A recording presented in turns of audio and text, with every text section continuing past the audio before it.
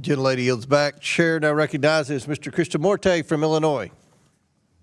Thank you, Mr. Chair. Governor Wallace, you've seen firsthand the brutal excessive force used by ICE and CBP agents in Minnesota. Unfortunately, we saw the same tactics employed in Chicago during Operation Midway Blitz. I want to turn now to ICE and CBP's horrific pattern of abuse. Secretary Noem went to our cities ostensibly under the guise of arresting, quote, the worst of the worst.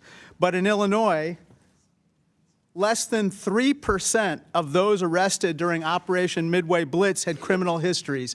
In Minnesota, the vast majority of those detained had never been in trouble with the law, correct? I believe that's correct, Congressman. There were also more than 170 cases this year where ICE and CBP detained U.S. citizens. U.S. citizens should never be detained by ICE, correct? That is correct. I would hope we all could agree on that. Well, I hope so too. According to the Chicago Sun-Times, federal agents have pepper sprayed children, including this one-year-old baby in Chicago. And children should never be pepper sprayed, right? I would hope we could all agree on that too. They should not.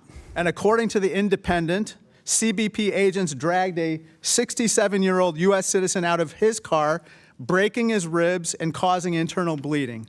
No person should be subjected to that kind of treatment, right? They should not, Congressman. Attorney General Ellison, let me turn to another topic. In President Trump's second term, ICE has become America's highest funded federal law enforcement agency with a budget of more than $85 billion.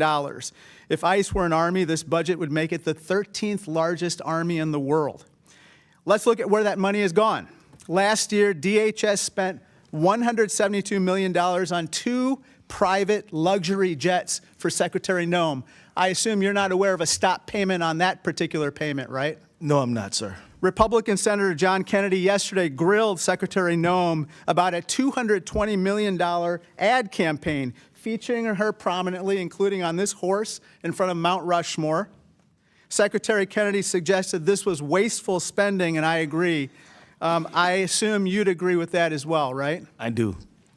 This gross misuse of funds must end now, and Secretary Noem must be held accountable. Not tomorrow, not next week, now. Chicago was ground zero for Secretary Noem's overreach when she launched Operation Midway Blitz. Chicago media reported that ICE and CBP agents had pepper sprayed a 1-year-old baby, shot at a pastor, harassed seniors, tased U.S. citizens, and even killed a person. It's clear that Midway Blitz was never intended to make Chicago safer. In December, ICE and CBP began Operation Metro Surge in Minnesota. Over 3,000 agents were sent to one state. There were military-style raids at child care centers, children kept home from school, adults postponing medical care. In Minneapolis, Renee Good and Alex Preddy, both U.S. citizens, were fatally shot by federal officers. It's clear that Operation Metro Surge was never intended to make Minnesota safer. But this is not isolated to just Illinois and Minnesota. Inside detention centers across the country, the suffering continues. Detainees report physical and sexual abuse, medical neglect, and pressure to self-deport. On top of that brutality, Kristi Noem is misusing funds to buy herself private jets and enrich her associates. Kristi Noem is testifying in the House Judiciary Committee today, but she must come before this committee to explain the rampant corruption and waste within her agency. DHS is out of control. There is no congressional oversight. I was denied entrance to ICE facilities twice in Illinois. There's no accountability. Secretary Noem has still not appeared before this committee, nor has she responded in a substantive manner to more than 12 letters I've sent her. There are no consequences. Noem is still the leader of DHS despite regularly breaking the law and abusing her authority. Secretary Noem must answer for her wrongdoing. For Jaime, my State of the Union guest, who raises his little sister after his father was coerced into self-deportation. For Chicagoan Marimar Martinez, who was shot 5 times. For my constituent Evelyn, an 18-year-old U.S. citizen who was wrongfully detained by ICE. For Renee Good, Alex Preddy, and Silverio Villegas Gonzalez, and all the other victims of ICE and CBP. For the American people.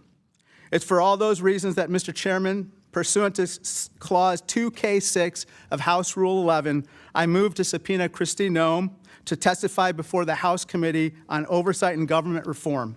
This is for every family impacted by Kristi Noem's terror campaign. They demand answers, and so do I. A motion has been made. The committee will hold this motion in abeyance until the end of today's hearing. The committee will now proceed with today's hearing, and I want to remind everyone, I believe Kristi Noem's testifying in front of the Homeland Security Committee in the House today after testifying in the Senate yesterday.